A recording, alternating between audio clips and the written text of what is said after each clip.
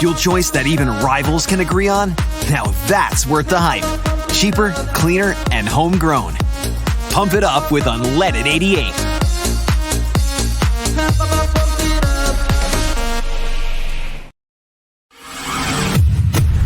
Scott Dochterman.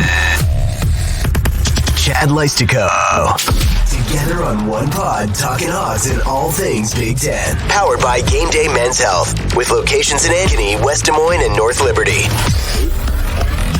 From the Channel Seed Studios, this is Legends and Listeners. Exclusively on Iowa Everywhere.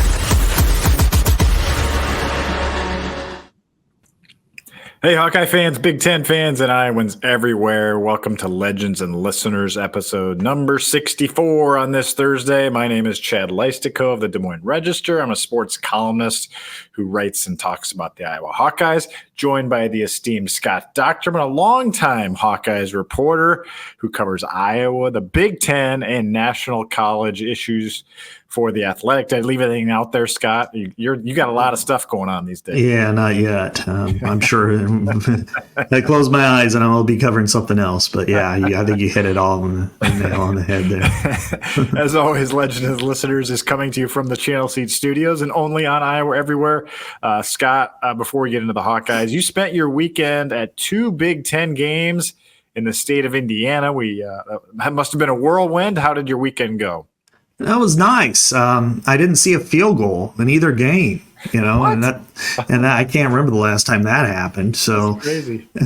Iowa game had 6 by one kicker. I know. I was laughing when I was driving back, thinking about that. When I was listening to the radio telecast or broadcast. But the two games I saw were a combined score of 91-7. So, it wasn't real competitive either way, but I got to see Oregon kind of sleepwalk through Purdue, I would say. I thought, this is the effect of a team that's traveling, 3 time zones, 6 days after one of the biggest regular season wins they've ever had. And they played the worst team in the Big Ten and won 35-0. And if they would have played a team with a pulse, it might have been a tough game, but it was the type of game where it was 35-0. But if that was on a normal day, it would have been 56-0. And then I saw a SEAL clubbing in Bloomington that was not quite what I expected, and I mean that because I've seen Indiana play a couple of times on television, and they looked good, against UCLA and a couple other teams. Watching it in person, this is a good team. There's nothing you can take away whatever you want from their schedule, but from what I saw, this is a team where I think immediately they're in the top 4 in the Big Ten, and I don't think they're 4th. Well, when you talk about the Hoosiers, Scott, I think that probably adds to the frustration of Iowa fans right now because you just new coach gets a quarterback from the MAC, right? Nothing too special. It's something Iowa could do. Probably you get a transfer quarterback from the MAC, and you're winning. So how has Indiana done it? And that contrast is rather frustrating, especially when you're an Iowa team that brings back so many people, and you've got the quarterback from Michigan, and things aren't panning out. Mm-hmm. I think you look at both Indiana and the team that beat Iowa, Michigan State, and it really brings to light that things can change very, very quickly, but also you want to have a plan to do it. And both Kurt Cignetti and Jonathan Smith had plans, and they're in different spots. And I think you do have to acknowledge that Indiana's schedule has played a role in how they've gotten to this point. That doesn't mean that they are not a good team because they showed it. And I think Nebraska is still a decent team, but it just could not keep up. That offense is as efficient as any offense I've seen in a long time. That includes Ohio State this year. But what Kirk Cignetti has done, he's got a major ego, but he knew how to build it quickly, which was basically convince all of his players. And they had a 12-win team at James Madison, all these veterans that were all Sun Belt guys. And as we know, Peanut Tillman, those kind of guys, they're pretty good. And especially at that stage, and they went with him, and he went and got a And he brought a 1,000-yard receiver who's, Surratt, who is amazing. And then he went and got a quarterback who was kind of dinged up and Curtis Rourke and brought his best receiver with him from Ohio and kept supplementing through the portal. And his portal plan was, we're going to go after veterans, guys that we know who have played football and are looking for another opportunity, which isn't that far off from what Kirk likes to do through the portal. And yeah, you look at the schedule and you understand that, they didn't play another Power 4 opponent in a non-conference. They played a pretty weak Big Ten schedule up to last week.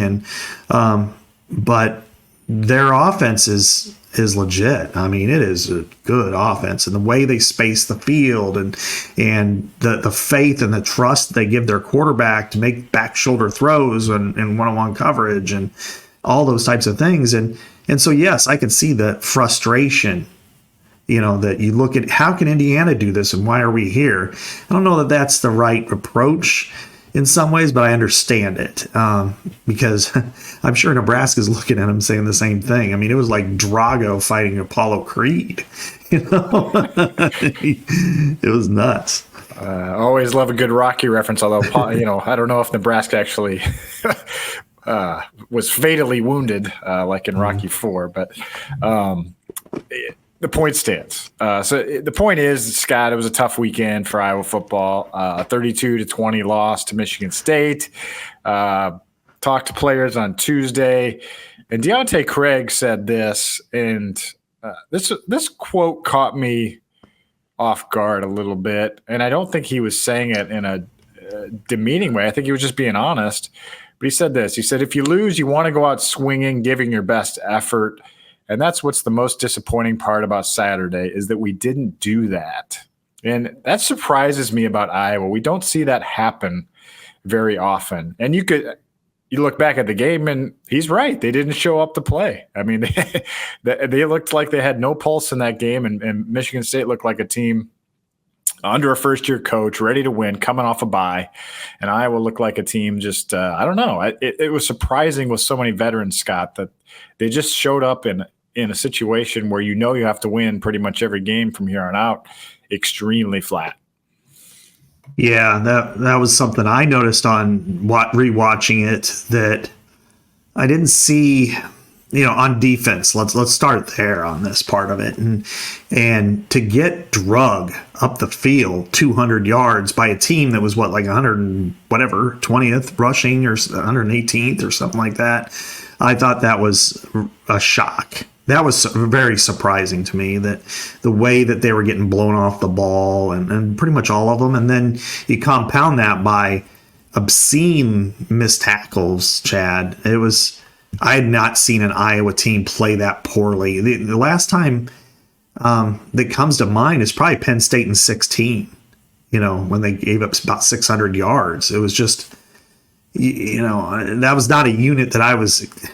that I expected to see. And then today, we did talk to Seth Wallace for a while, and I think he acknowledged it. You could tell that he was kind of in a different place than most of the questions. And I can't tell if they were just mentally not in the right position or just physically just kind of got surprised and the other team fired the first punch and just never really responded. But either way, it was very uncharacteristic of what I thought from Iowa on Saturday night.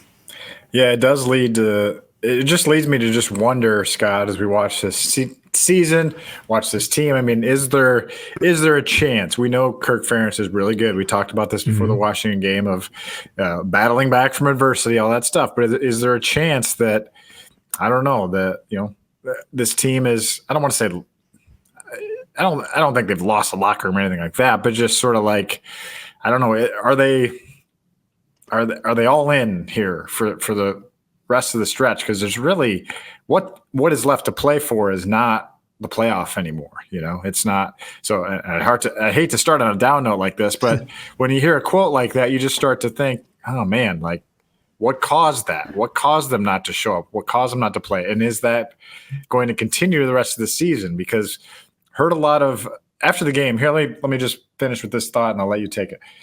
after the game, we do our 3-word headlines for our Hawk Central pod, and there was a lot of feels like 1997 headlines. I didn't use that in the thing, but I didn't quite in the moment like grasp the parallel, but there were obviously some high hopes that year for 1997. Started better than this year's did. Oh yeah.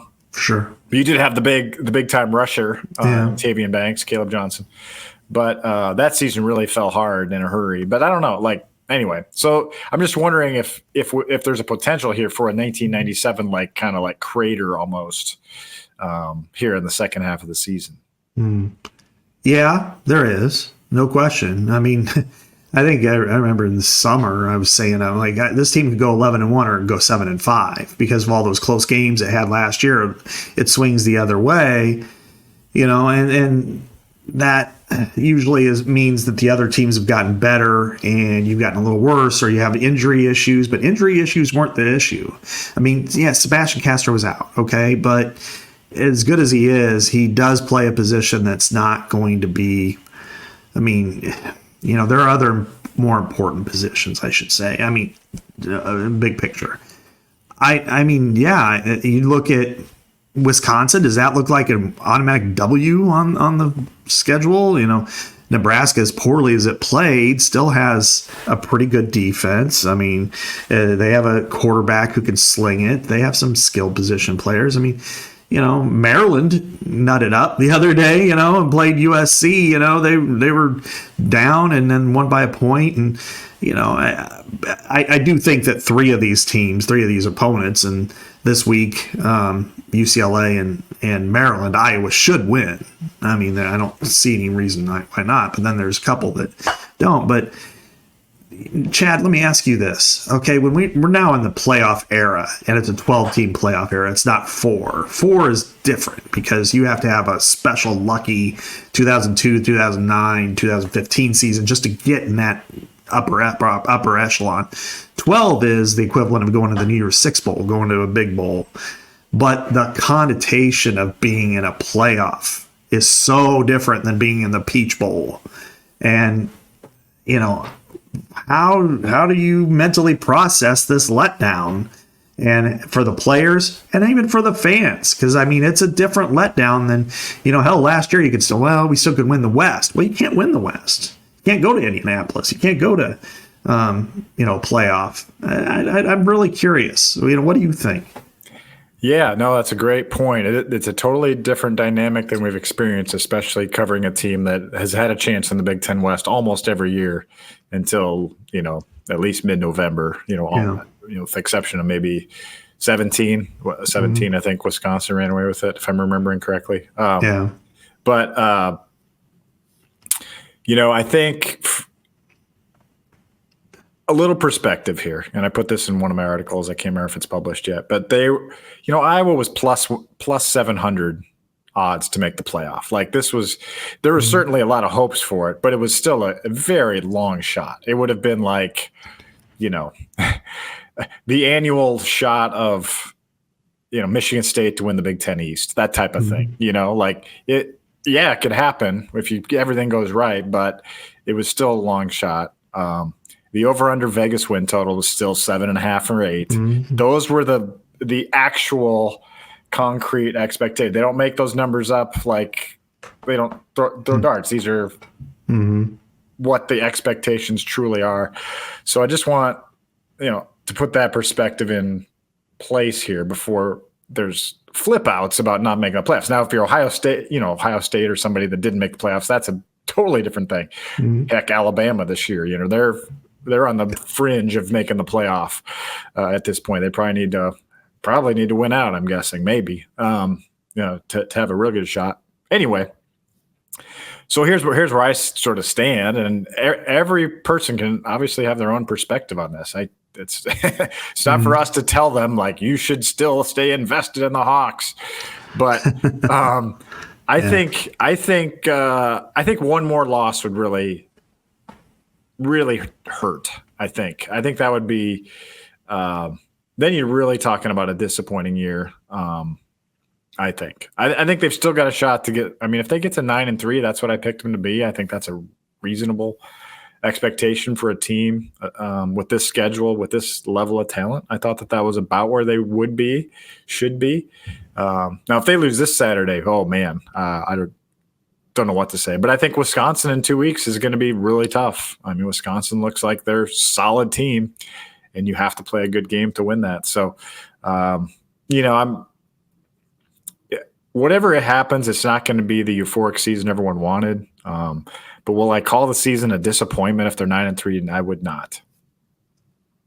Yeah, I mean, there's so many different thoughts that I have. I mean, I still lean in that this was a, playoff or bust, meaning, maybe figuratively that this is the year where you have all these pieces, all these guys return. You have the guts of a really good defense. We didn't know that Caleb Johnson was going to be doing what Caleb Johnson's doing. But with the schedule they have and with the defense they had, and this was the type of year that you think, okay, now it's press on and get to the playoff, or at least get a really good push towards it. I think the problem is, Chad, right now, is today is October 23rd.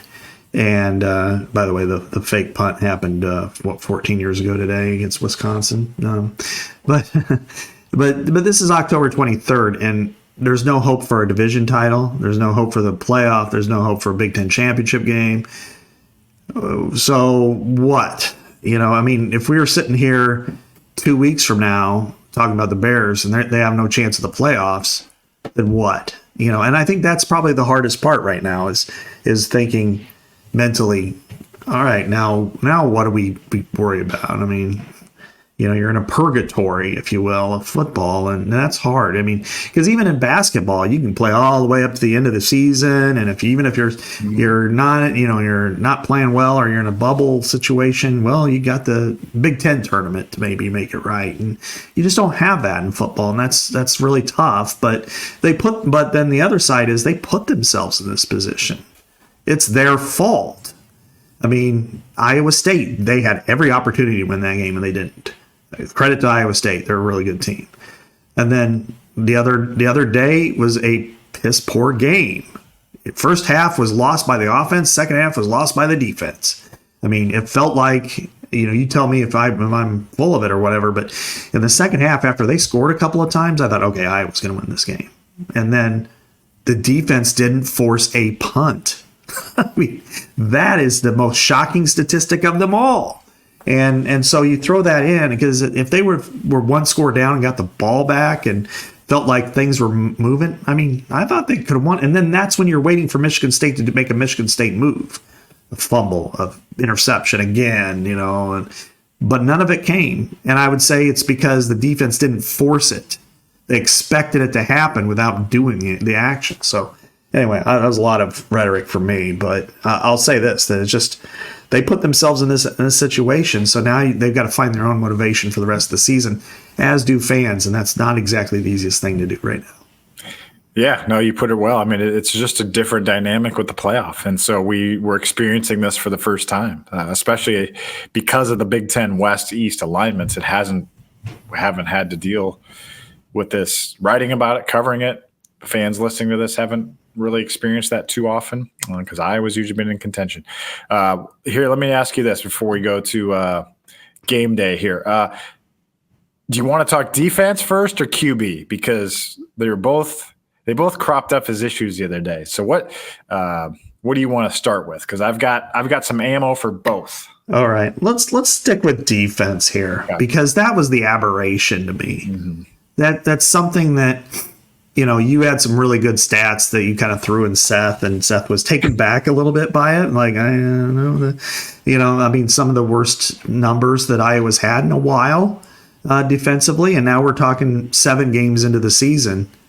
And, early on, you're like, okay, these are, at least I was like, these are correctable, giving up big pass plays to Jalen Knoll, to, the guy from Troy. I mean, Troy's a horrendous team, and they still gave up, big plays to a really fast receiver. But now it's like, now they're getting grinded, and you're like, okay, is this really what we got now in the defense, or they got another year to them? So what's kind of your impression now of defense? Is this one where, they can get it right. I think they can get it right this week, but can they get it right for the rest of the season? Or is this pretty much the defense that Iowa has? Okay. A lot of things here. So remind me to come back to the Seth Wallace question. Okay. Because I want to ask you the same question I asked him. Because I didn't, because I don't think he answered it the way he truthfully would have if he was off the record. So, No. Okay. So I want you to be Seth Wallace later off the record. All right. Okay. All right. If you can. All right. So let's start with, here's what I think on defense. And I said this in the summer. I said, I wondered if Iowa's defense in the past, they were good, but I just wonder if teams just weren't taking chances against, they were playing it really safe against Iowa because Iowa didn't have any offense. And they weren't going for those spots in Phil Parker's defense that are vulnerable, like between the safety and the corner, those 15, 16-yard outs that Michigan State, mastered the other day, honestly, especially with Castro out. There was one early in the game with Entringer and TJ Hall kind of chasing it down, and it was like, oh my God, this is a bad sign. And they just kept doing it. Zach Lutmer, John Nestor, TJ Hall, they were all victimized over the course of the night. Anyway, so I think that's part of it, Scott, but I also think that teams have figured out the formula right now against the Phil Parker defense, which is you take what they give you, and they figured out the spots where they give you this. And Iowa's so disciplined, they're only going to give up those certain things, but they are going to give them up in exchange for not giving up, quote unquote, the big play. Now, obviously, they have given up the big plays too, but I think that's part of it, that they've just teams have figured it out. I thought Penn State last year was the first time, maybe not the first time, but started the trend of teams just taking 5, 6, 7 yards and just taking. And then you're keeping Iowa's offense off the field and tiring the defense. The time of possession wasn't that far off from the Penn State game last year. Iowa ran 46 plays the other day, Scott. And so, as much as you wanted to harp on the offense, they only ran 46 plays. Now they could have stayed on the field more, but that's part of where I think, I know this is a long answer. Sorry. But that's part of where I think Iowa's got to adjust a little defensively here. Dictate the terms to other teams instead of letting them dictate the terms to you. Be on the attack. Mix it up a little bit more early in the game. Yeah, for sure. I think that's part of it. I guess when I look at Iowa's defense, the questions, one became a worse problem than I really thought, and that's right corner. And I'm still pretty strong in my belief that they don't really have an edge rusher that impacts the game. I think they have good edge players. I think Deontay Craig and I think, Ethan Herkett are good, tough, salt of the earth guys, like a Parker Hesse, it's just, hey, they're good football players, don't get me wrong, but somebody who can really impact the game, a Lucas Van Ness or an AJ Epineza, no, they're not in that category. And it just looked like they got beat to the punch, and the way that Michigan State was able to run the ball enabled them to pass the ball the way they did. And not having Castro there, he's kind of the glue figure in that unit because he wears multiple hats, playing cash, it's kind of a, as we know, it's a hybrid position, and sometimes it's strong side linebacker, sometimes it's, you're playing, the slot corner, you're playing a safety, you're just playing all these different roles, and nobody can really replicate that. And then, of course, Entringer got hurt, so it's just, you're in all kinds of different shapes. I guess, but what, the thing that really struck me the most, Chad, out of all of it was just how they were blowing off the line consistently. Even YA at times. Now, he was double teamed almost on every play, run or pass. They were double teaming him with a guard in his center. But still, there were times when he just kind of got stood up, and that's what he did. And the other guys were blown up, and then all of a sudden it's like 7 yards. And that's like doing an Iowa to the Michigan State in reverse. And Jay would probably admit that was his worst game in a long time. He had 14 tackles, but he should have had about 25. And And the defensive backs, I thought the safeties played really well. I mean, other than Quinn dropping that ball, I thought that was almost as good as I've seen out of Xavier Wampa. He's played really well the last couple of weeks. I mean, like, he took the rotation to heart, and man, he has taken a real big step up. But they needed more than that, especially in the front two levels. And I mean, I think this week, Chad, they're going to play so much better. It's going to be a night and day. It's going to be closer to what we saw against Washington, if not better. But then, is it something that's just a one-game aberration and they come back to it, and next, against Wisconsin or later on in the season? Is it just kind of like, they go back and revert to being sloppy?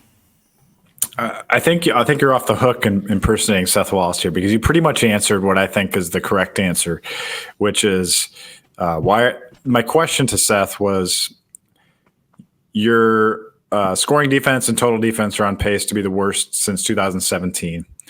And your pass defense is actually on pace to be the worst since 2010. Now, I think that'll adjust here as they face Northwestern and a few other teams that don't have as good of passing games. So I think that'll come. I think that number will probably come down.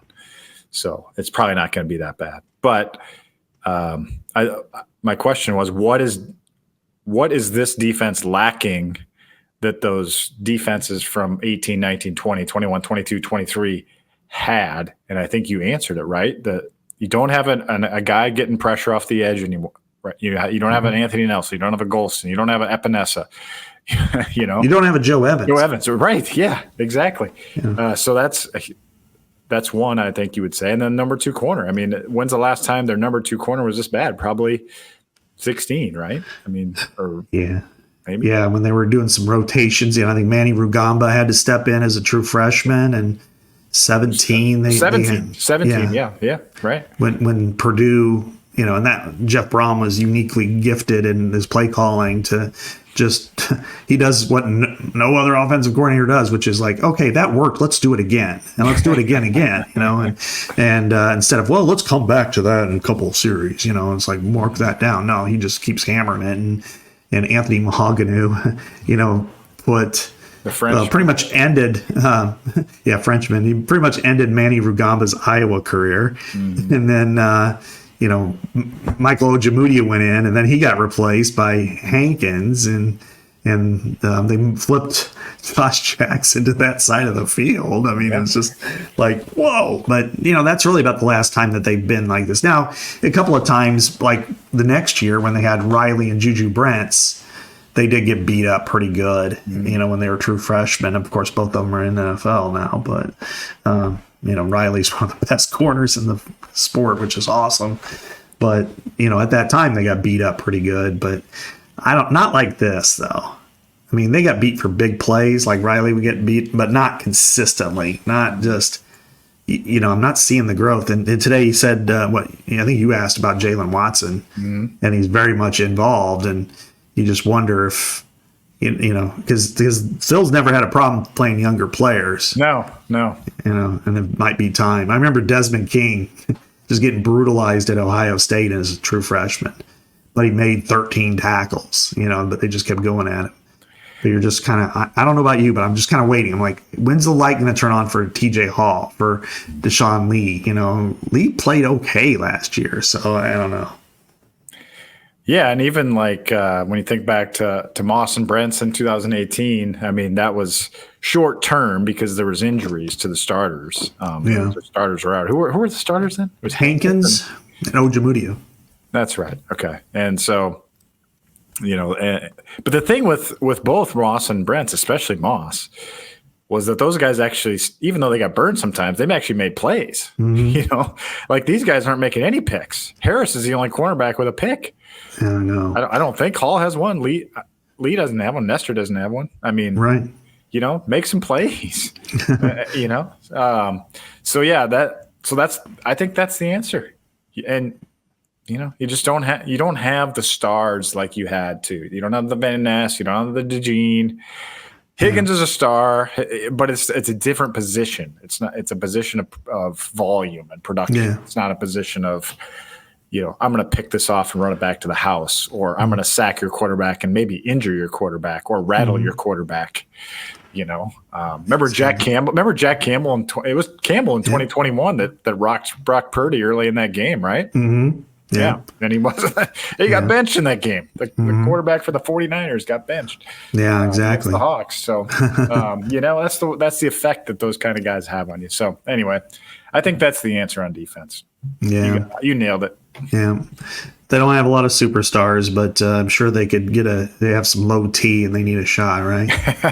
Exactly. One area in your life that you can completely depend upon, Scott, is like your lockdown corner on both sides. It's GameDay Men's Health. GameDay Men's Health specializes in testosterone replacement therapy, which boosts your T from low to high, from bad to great, from good to great. GameDay Men's Health can help you feel like you're in your 20s again, whether that's your mood, your energy levels, your sex drive, your athletic ability. I've got a 5K on Friday night. It's like a Halloween run. I'm feeling pretty good. I got a little bit of a knee problem, but that's not GameDay Men's Health's fault.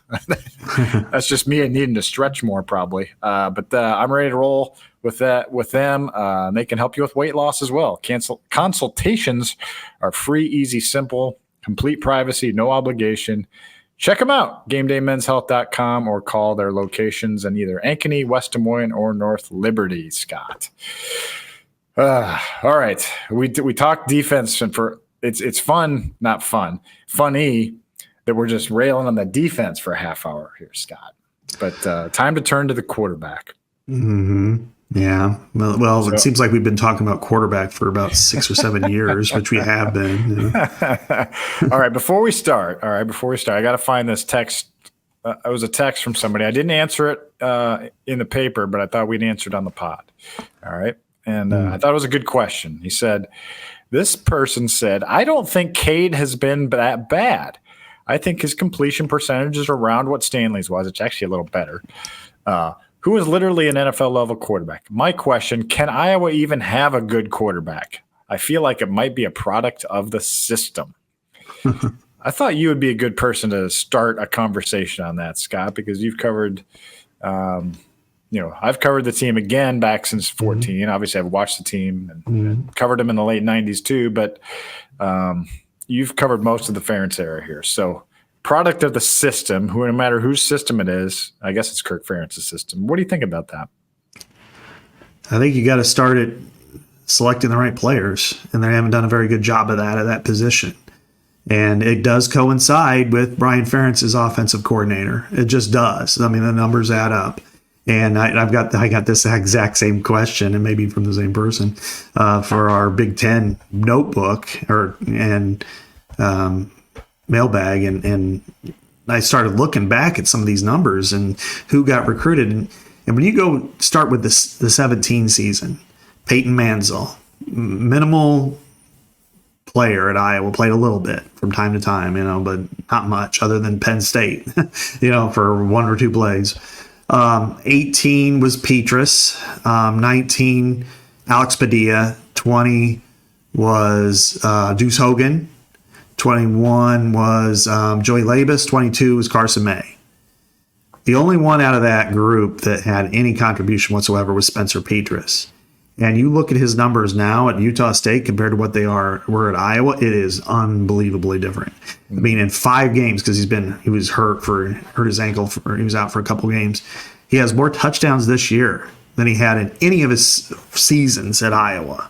He already has 12. He's completing 66% of his passes. He didn't get above 56, I think it was his highest season at Iowa. He's within like 200 yards of his high, at Iowa. Now, before everybody gets the light poles out and stuff, the torches, their team sucks. They're like 1-5, and there's a reason why he's throwing the ball all over the place. But that doesn't explain the 66 part of it. And I do think that you've got to look squarely at quarterback, the inability to recruit good quarterbacks and maintain them. I think that too damn long that they were just going after low-hanging fruit.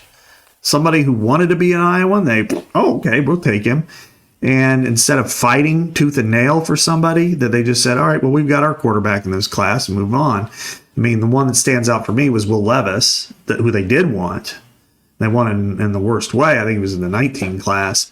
And they thought they had him. And then all of a sudden he ends up at Penn State, which, okay, he's from the East. That makes sense. But there was just too much settling. It just like, oh, okay, we like this guy. And then it never worked out. And part of it, maybe it's the same way in portal recruiting. They're all different circumstances. I mean, Cade was somebody that they actually recruited before they were supposed to, which cost Kirk a game earlier this year. And then Deacon was just a guy, they're like somebody in here to hand off the ball, and oops, he accidentally had to play. And Brendan Sullivan, we're trying to figure out if can he play or not. So anyway, right. Long-winded, roundabout way, but I think Iowa has destroyed the quarterbacks because they have picked the wrong ones. Yes. And because Nate Stanley had 68 touchdown passes in 3 years. They've had, I think it's 47 touchdown passes since Nate Stanley. Oof. That's unbelievable. Yeah. And for almost 5 years. Wow. Yeah, the Patrick Vint on Twitter today posted, or I keep saying today. We're recording this on Wednesday. It's coming out Thursday morning. Tweeted that Iowa has gone 59 games without a 300-yard passer, which is by far the most in the Power Five, and only two teams have a longer streak in the whole country, and that's Navy and Army. That's pretty wild. The next closest program without a 300-yard passer is Rutgers with 29 games. So 59 games since Iowa's had a 300-yard passer. That was Nate Stanley in 2019. So, I mean, I think it's more the guys, right? I mean, because if you had a guy, you'd throw it. You'd throw it more. They just don't have a good quarterback. They just don't. Yeah. I mean, I guess we don't know for sure about Sullivan, but I mean, he's probably an average quarterback at best. We could probably say that. Yeah, I'm not going to sling arrows at him, but he's not. If he was better, he'd probably be starting. I mean, then Lester could really push for him, and because Cade hasn't done anything to make he hasn't built a lot of equity with me. I don't know, maybe everybody else he has, but I just I've been saying for a long time that they needed to make that move. But it's player evaluation. That's what it comes down to, is evaluating the right quarterbacks, and you just wonder, where are they getting their information? What are they doing on the trail? I mean, back when Ken O'Keefe was doing it, and even Greg Davis, because with Peyton Manziel's situation, but they're not. Are they going to the camps? I mean, are they just saying, well, this one came to our camp, so we'll like him now? And I think Tim Lester's got a different eye for talent, and I think I expect them to be better. And I don't know what you think, but I would imagine if you can't get Brendan Sullivan on the field to play this year, go to the portal. I mean, if he's not better than Cade, then go to the portal, because you need better than Cade. And I think quarterback's been a real issue, and it's been evaluation of the talent, because you're supposed to hit like one every 3 years, right? You should, because it's like, well, if you recruit a guy and he's a good 2 to 3 year starter, well, if we lose guys, so what? But I don't know. Am I off, or how's this? No, I mean, the names you listed, from Manziel to Padilla to whoever, Carson May, yeah. From Manziel to May, it's been a lot of busts, and not Petrus. I mean, Petrus. No. Honestly, I think I was about to post a Twitter poll. I decided not to, because I didn't want to. I don't know. Anymore, you just don't even want to tweet anything. So, yeah, I know. But who would you pick to quarterback your team, the 2024 Iowa Hawkeyes right now? Spencer Petras, Cade McNamara, or Brendan Sullivan? Well, I mean, for part of me, I'm like, the idea of Brendan Sullivan. I don't know about the production, but the idea of him is, hey, this guy can run the football too, and which means that gives you another element. But of the two, and I thought it was a clear upgrade when they got Cade McNamara. Here's a guy who threw 64%. And he's been really, in some games he has been, but take a look last week, Chad. In the first half, he was 3-9. He was 11-23 overall. There were a lot of missed passes. There were a lot. I mean, and again, the fundamentals continue to bother him. And I know, he goes out to California. Spencer would go out to New Jersey, and work. And, so I'm not criticizing their work ethic. It's just, Spencer has an amazing arm. His accuracy was the issue, and Cade does not have that arm. And so your fundamentals have to be even better. And it's like, pay attention to your fundamentals, because, they put themselves in that position in the first half. I mean, they had opportunities and they just couldn't do it. And then, when you leave your defense out there exposed for that long, there's going to be cracks. And we're 7 games into the season. It's like nothing has changed. This is exactly the same player we saw against Illinois State. And I don't mean to be always ranting on the quarterback, but it's time, man. There's nothing. You're not going to get better. Let's just put it that way. Yeah, I mean, I think everybody's in the same. Not everybody, but most people I think are in the same position here of just like they just want to see something else. Yeah. Now I think it's close, Scott. I think it's really close, and I think they're about ready to pull the trigger if Cade has another bad half. That's kind of what I wrote this week. My reporting indicates that they're close to making a change. They were close to making a change in that Michigan State game. Cade marched them down for two drives, just 2 touchdowns to start the second half. And so and he probably made one of his best throws as a Hawkeye to Reese Vanderzee for a touchdown on that first drive of the second half. So, they put up 20 points in the second half. He keeps his job. Let's see how he does against one of the worst pass defenses in the Big Ten this weekend, Northwestern, Scott. I've talked a lot about the Sullivan dynamic. I just want to see him more. He doesn't have to start, right? I mean, he's not going to start. Yeah, right. But I would like to, at this point, what are you losing not putting him in like the third series of the game? I keep saying this, but like give him the third series of the game, no matter what the circumstances are. And I mean, just why not? Why not? Because if they're really that close, Ferentz this week, Scott did say, he's like, I have confidence in both. He said after the Ohio State game, there's no controversy, but he didn't say he didn't say that this week. He's like, Cade's got to be better. So he's getting there too. And so I don't know. I hope that we see Sullivan on Saturday. I mean, I guess don't know if we will, but. Well, he certainly is plenty motivated to play. I mean, this is his former team. And so if you want to motivate a quarterback, you throw him out there against Northwestern. And I don't anticipate Cade being motivated as well, but how many more opportunities you're just going to continue to give the guy? I mean, what has he built up equity-wise to deserve an endless string of equity to be able to play? I mean, Spencer had it, and he wasn't good enough at times, but behind him, it was clearly worse. I mean, I know I was looking for him like, God, you got to do something here too. But, what was behind him was not as good. That's for sure. But I think in this situation, you don't know. But then the other guy, was pretty accurate at Northwestern, especially in between the hashes, and could run the football. Kind of has a different vibe to him. I think he's a little more quiet, but reserved, but also that's not the worst thing in the world. I mean, it's just, you got to have something with your team, because if it's just more of this, I hate to say it, we know what's going to happen. If they have like 2 or 3 and outs to start the game with some bad passes, there's going to be booing.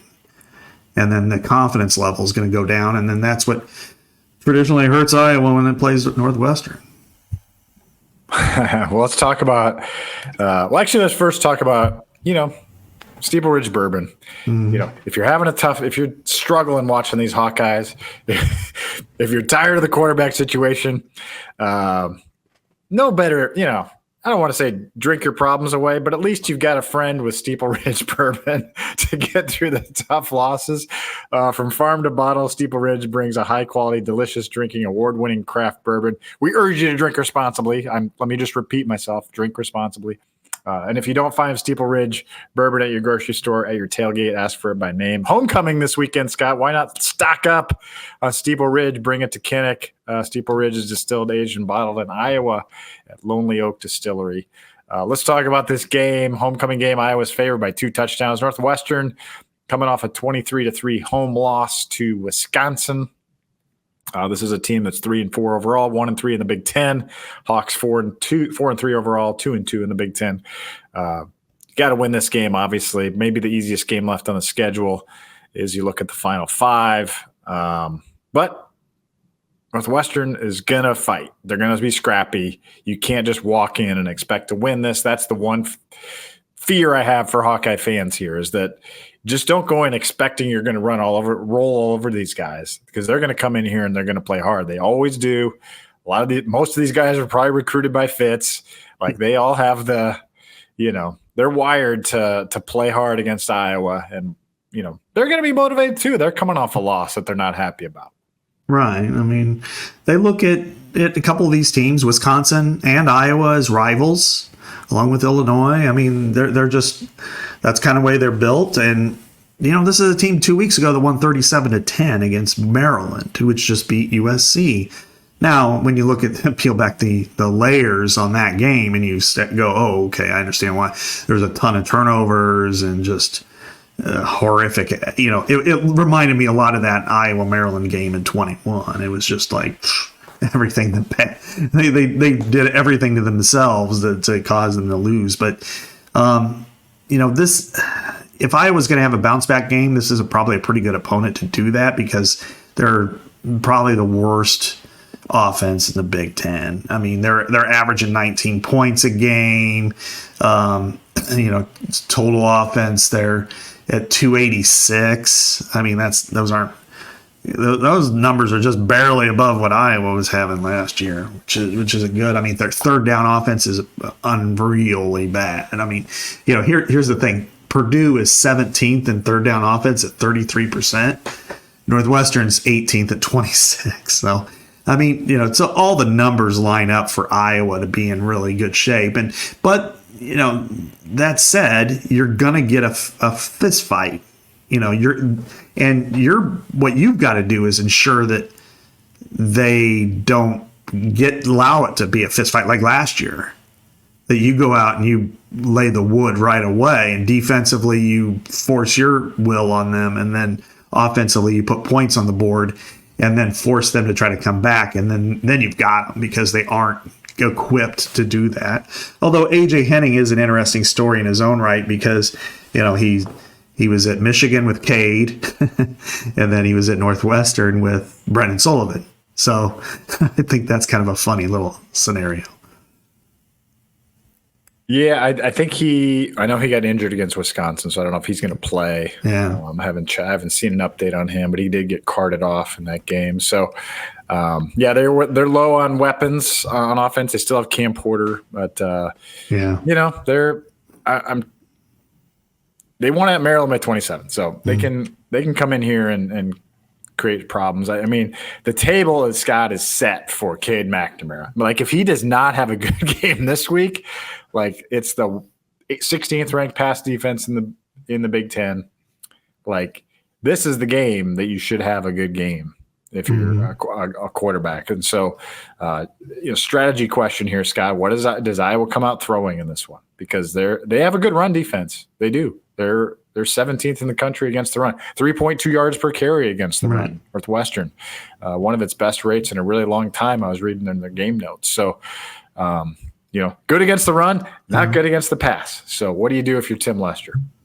You play action, which I don't think they did enough of, or especially early on, but they didn't have the ball. 0 for 2 against Michigan State. 0 for 2. Yeah. They need to do a better job of that, because if they're that should always be Iowa's MO. Is play action, because of it's a running game, and That's what they're looking at. They're saying we're going to trust our secondary to compete against their receivers, and we're going to flood the line of scrimmage to stop Caleb Johnson before he gets past us, and which makes sense. I mean, I do the same thing, and if they can, but they have to find that method, and so can he do it? I don't know. Some days he can, some days he doesn't. And it's kind of the story of the career here. The one thing you think about, Chad, I don't know what you think, but if you bench him, what does he do then? Because I don't know him well enough to know if he would handle it well. And he's a team captain, but so what? This is it. This is his last year. I guess he could apply for 8th year, or 9th year, or 10th year, whatever it is. But does this, is he be a good teammate, or there's a pass there at Michigan where he kind of walked away. Mm-hmm. Yeah. Another question would be, what if Brendan Sullivan comes in and I don't want to say lights the world on fire, but just moves Iowa? It's just game changer, totally different. Is that an indictment on Kirk for not making the thing sooner? There's a lot of things that can actually make Kirk look bad if he does put Brendan in, which is an odd thing to say, but in some senses, he's got a little bit more security in not putting Brendan in. You know what I mean? It's just weird, Yeah. But I know they see practice. I know they see practice. Whoever practices better, blah blah blah. But still, games should matter. If you're making the mistakes, and if your play action pass, Reese Vanderzee's open right over there, and you overthrow him, a wide open throw on a 1st and 10, right after that entry or interception. Yeah, great play call, Tim Lester. Horrible execution. Make the throws. Make the throws. If you're not making the throws, and that's the part I just still just bugs me like crazy. You preach ball security, no mistakes, and then you keep a quarterback in there like Deacon Hill last year that just made mistakes constantly and couldn't even hit 50% of his passes. And then same thing this year. The only turnovers Iowa's committed this year by the quarterback. Yeah. Yeah, exactly. That's what makes it frustrating. And going back, and this is a ways away, but Kids Day, we got a really good glimpse of what we had, and it was just has it improved that much? A little bit, but still, we saw good Cade for the first quarter against Iowa State and horrible Cade for the last 3. And it's just, the other day was bad Cade for the first half and decent, Cade in the second half. And it's just, you need more consistency from that position. And it just, whether, and some of it's not his fault. I mean, he did have an ACL last year and everything, but by, you're 2/3 through the season now. Yeah, it's time to, I've always said, with Kirk, his greatest strength is also his greatest weakness, and that's his loyalty, to his coaches, to his, to his players. And sometimes the union card factor, and it's he got it from day one. And I understand it. They paid a lot of money, signed him as a free agent. But, at some point, he's not a first-round draft pick. Big Ten this week, Scott. Interesting schedule. Really interesting schedule. And you got 2 really good games on BTN. Mm-hmm. Not counting Iowa. Yeah. So 3 if you count that one. You got Washington at Indiana at 11 on BTN, and then you got Michigan State at Michigan on BTN at 6:30. So, and then around all that, you got Nebraska at Ohio State. You got Penn State at Wisconsin. You got at night. You got Illinois at Oregon on CBS at 2:30. Yeah. Oh, man, what are you watching outside of the Hawks this week, Mr. National Reporter? Well, I'll be watching some of them in the press box. Exactly. I've got my, assignment is to also watch Washington, Indiana, and Illinois, Oregon, along with being at Kinnick. And so it's, I'd say that. I mean, when you look kind of going down the list a little bit here, Washington It's coming off a bye. It's going east. We saw Kinnick. I think what we saw of them early is what they're capable of doing. Things spiraled out of control for them, and it happens in games. And Indiana played its best game last week. How does it respond in the next one? With College Game Day there from ESPN for the first time, and then having their quarterback Curtis Rourke's out. Taven Jackson played really well in the second half, but that was garbage time. I mean, it was for the whole second half, but by then the competitive game was over. Nebraska, can Nebraska even get off the mat? I mean, you got Ohio State that's coming off a bye too. I mean, plus they lost to Oregon 2 weeks ago. They're itching for a spot. Oh man, that's a terrible spot for Nebraska. Yeah. Oh man. Illinois and Oregon. I mean, I think Illinois played a really good game against Michigan, and Oregon did not play well and blew out Purdue. Now they've had a little more time, and I kind of think that one's there. But the coup of the week is BTN getting Michigan State. Mm-hmm. That's always a major game, and so they were able to pull that out. That's a coin flip to me. I agree. Yeah, Michigan State's underdog by I think 5.5. I think so. 3. It's dropped to 3.5 now. Oh, has it really? Okay. Yeah. Interesting. And then, you gotta think Michigan's gonna figure it out at some point. But I liked Michigan State. They look good, man. They look like a good team, well coached team. If that quarterback isn't making mistakes anymore, or more one or less a game, let's say, like he did against the Hawks, he's good. He's a good player. He's a good player. And then you got Penn State at Wisconsin at night. Yeah. And James Franklin. Franklin. Wonder if he'll be running from the questions like he's been doing. And then you got. How weird is that, man? Like can you imagine Kirk? So here's what happened, folks. Like correct me if I'm wrong. Two Penn State players when they're on the team accused of rape, right? Sexual assault. Yes. And no longer on the team. Correct. But Franklin will not comment on and on top of not commenting, he'll walk away from the podium when asked about it. Yeah. Well, I mean, can you imagine Kirk doing that? Anyway. No. Just a weird guy. Just a weird guy. It's par for the course. I mean, I think that all he had to do was say, I'm just not going to comment about it, okay? Let's talk about football. He could say that and be fine, but walking away just, what if you're that's your daughter that had to experience that? I mean, you're a public figure. You're probably the highest paid employee in the state of Pennsylvania, I would guess. Don't you kind of owe it to have to be able to stand there and say, okay, I'm not going to answer any questions about that. I'm sorry. It's a legal matter, and say it. Don't have your SID say it for you. You could be a big boy and say it. I mean, you had no problem talking about the runway being too short. You can certainly do that about this. You don't have to say anything. You just say, I'm not going to comment on it. That's it. I mean, we provide people that opportunity. And of course, Penn State fans have been upset. And Audrey, my teammate at The Athletic, and other people, for asking the question. You have to ask the question. You just don't. We don't live in that society where you ignore the question. And plus, in a place like that, you might want to answer some of those questions once in a while. So I know. That's what's crazy. Is know where you're at. I mean, it's very tone deaf. Yeah.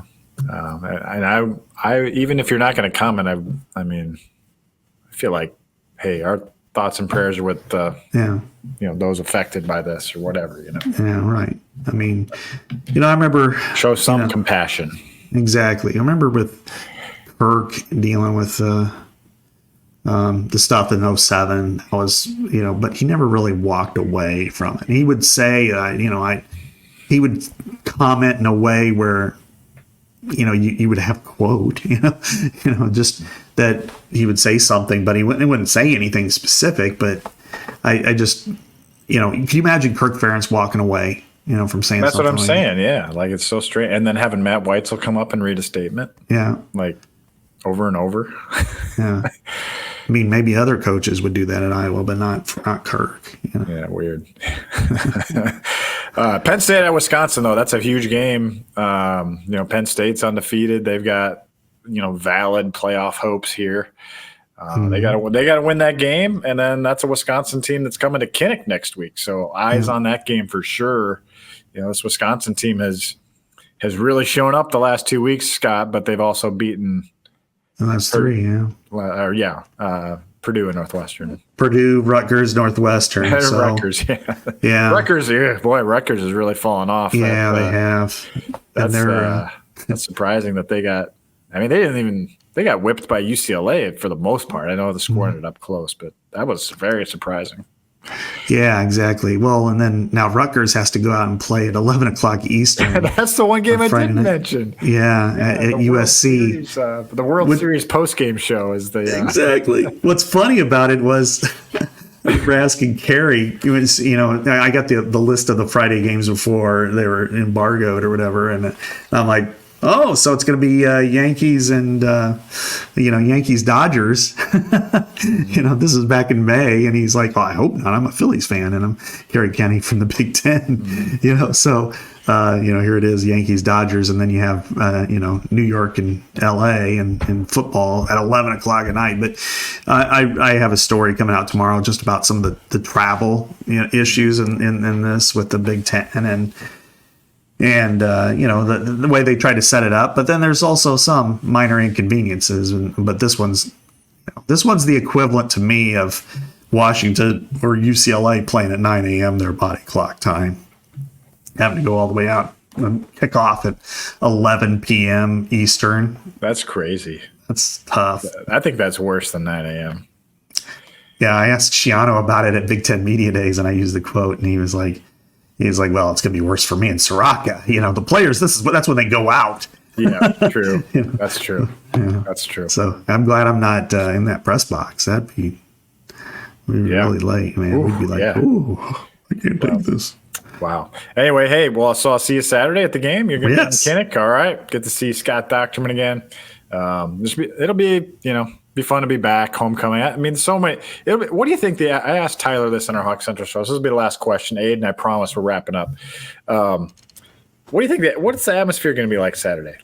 We talked about some apathy, maybe in the fan base right now. Do you think it's going to be?